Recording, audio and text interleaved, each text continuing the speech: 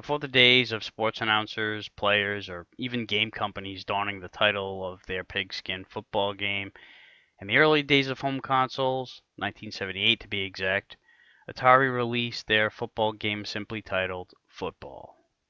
And the game is as rudimentary as its name suggests.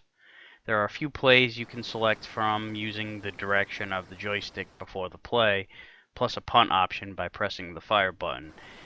And these plays aren't exactly complicated either, but they're really nothing more than basic assignments for your teammates to go in a general direction, and then it's up to you as the quarterback to throw it to someone or just say fuck it and run.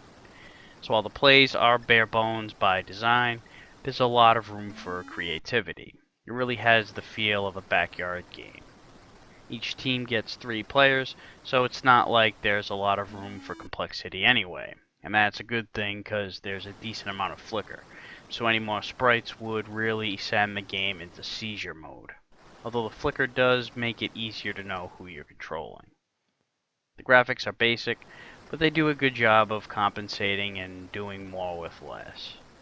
The field has alternating shades of green to help simulate yard markers, plus there's a handy first down line, long before the days that they actually used this on TV.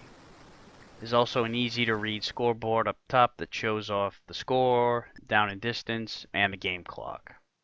The players look more like 8-bit Among Us characters than they do football players, and like I said, they do flicker, but that's part of their charm. The weird thing is, this game doesn't feature a CPU opponent, it's multiplayer only, so if you wanted to play with yourself, you're fucked. On the other hand, this game really is made for 2 players. It's a lot more fun than it looks. It may not be as technically proficient as real sports football, but you can make the argument that this one plays better overall. And considering it came out in 1978, you could also argue that this was the first good football game of all time. Plus it revolutionized the first down stripe and the Madden view for what that's worth.